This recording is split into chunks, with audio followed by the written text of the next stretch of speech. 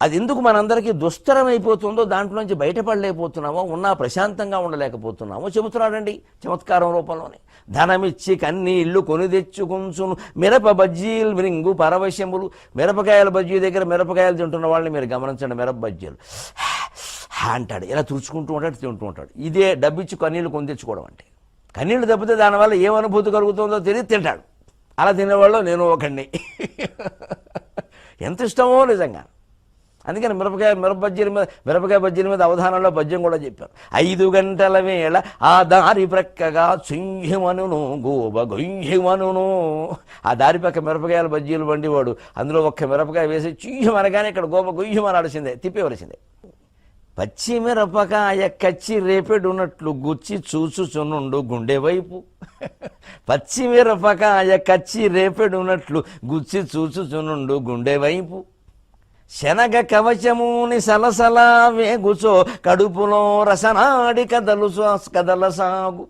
శనగ కవచముని సలసలా వేగుచో కడుపులో రసనాడి కదల సాగు. ముక్క కొరికినంత ముల్లోకముల యాత్ర చేత పైసాలేక చేయగలడు. ముక్క కొరికినంత ముల్లోకముల యాత్ర చేత పైసాలేక చేయగలడు. ధనము వెచ్చించి కన్నీళ్లు కొనగజేయు మిరప బజ్జీల రుచిని మరువలేను. ధనము వెచ్చించి కన్నీళ్లు కొనగజేయు మిరప బజ్జీల రుచిని మరువలేను. ఒక్కటో రెండో మంచిదే, ఒక్కటో రెండో మంచిది, ఎక్కువైన సచిను టెండూల్కరుడు మాకు సాటిరాడు. ఎక్కువ తింటే ప్రమాదం ఏమిటంటే ఇంకంతే, పడగదికి మరుగుదొడ్డికి పరుగో పరుగు పరుగో పరుగు. టెండూల్కర్ కూడా అన్ని పరుగులు తీయలేడు. ఎంత తత్వం ఉందండి మిరపకాయ బజ్జీల్లో. 5 గంటల వేళ ఎవరైనా కార్యాలయం నుంచి ఇంటికి బయలుదేరుతూ ఉంటే అక్కడ మిరపకాయ బజ్జీలు అక్కడ చూయమని వినపడగానే తిప్పేస్తాడు. వెంటనే అబౌట్ టైం తిప్పేస్తాడు, అటువైపు తిప్పేస్తాడు స్కూటర్. తినే పెడదాం ఏమైనా సరే అంతే. అది చుయ్యమంటుంది, నేను గుయ్యమంటుంది గోబా, వెళ్ళిపోవలసిందే.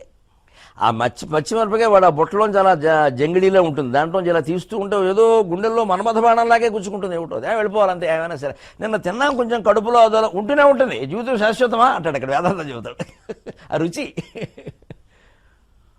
ఆ శనగపిండి దానికి కవచం లాంటిదండి. ఆ శనగపిండిని కవచంగా పెట్టుకుని అలా ఏదో పిల్లలు నీటిలో చిన్న చిన్న పడవలను, రేకు పడవలను తిప్పినట్టు ఆ కదిలినట్టుగా మిరపకాయ బజ్జీ ఇలా కదులుతూ ఉంటే, శనగ కవచముని సలసలా వేగుచో కడుపులో రసనాడి కదల సాగు. ఆ రుచిని గ్రహించే నాడి ఎక్కడుందో కానీ దుంపదగా అది కదులుతూ ఉంటుంది. వెంటనే తినే ఏమైనా సరే. ఎందుకంటే ఆ దారి పవిత్రం, ఆ బండి పవిత్రం, ఆ పక్కన మురుక్కాల పవిత్రం, వేసేవాడి చెయ్యి పవిత్రం, ఉల్లిపాయలు మహాపవిత్రం, ఉపనిషత్తుల కంటే పవిత్రం. మనం ఎలా వదిలిపెడతాం? అందుకే మొత్తం లాగించేవలసిందే ఏమైనా సరే. బ్రాహ్మణత్వం పోయినా సరే అది మళ్ళీ వస్తుంది, ఉల్లిపాయ మళ్ళీ వస్తుంది. ఏమిటి ఇలాగా విచిత్రంగా? పైగా ఒక్క ముక్కెలా కొరక్కానే ముల్లోకముల యాత్ర చేత పైసాలేక చేయగలడు. 3 లోకాలు గిర తిరిగినట్టుంటుంది ఆ కారానికి. అయినా సరే తింటాడు. అంటే యాత్ర చేయాలంటే ఎంత ఖర్చు లేకుండా యాత్ర చేయాలంటే మిరపకాయ బజ్జీ తింటే సరి, బుర్ర తిరుగుతుంది కారానికి. ధనము వెచ్చించి కన్నీళ్లు కొనగజేయు మిరప బజ్జీల రుచిని మరువలేను. ఇందులో ఏం తత్వం ఉందో కానీ డబ్బెట్టుకొని మళ్ళీ ఏడుస్తారు విచిత్రంగా. ఇంకా కారం తక్కువైందంటాడు, నిన్న వేసినంత వేయలేదంటాడు. ఈ రకంగా ఒకటో రెండో మంచిదే. జీవితంలో ఎప్పుడు ఈ రసమయమైన ఆహారం స్వీకరించడం మంచిదే. లేకపోతే రసాన్ని కోల్పోయి నీరసం అయిపోతాం. కానీ దానికి ఒక పరిమితి ఉండాలి, అది ఎక్కువ కాకూడదు. అనారోగ్యాల పాలయ్యేలా ఉండకూడదు. అసలే రుచులన్నీ వదిలేసేసి ఊరికే చెప్పుడు తినడం ఎంత తప్పు. ఈ రుచుల పేరు మీద వ్యామోహాల్లో పడిపోవడం కూడా అంతే తప్పు. దేనికైనా విచక్షణ పద్ధతి ఉంటుంది. మనది ఆచమన సంస్కృతి ఎప్పుడు కేశవాయ స్వాహ నారాయణాయ స్వాహ. ఈ అతి అంటే బాగా తెరిచేయడం లేదా మూసేయడం. అమెరికన్ సంస్కృతి అంతా బహిరంగం, కమ్యూనిస్టు సంస్కృతి అంతా అంతరంగం, మొత్తం గుప్పిడి మూసినట్టు ఉంటుంది. మన భారతీయ సంస్కృతిలో ఆచమనం 2.5 వేళ్ళు తెరిచాం, 2.5 వేళ్ళు మూసాం.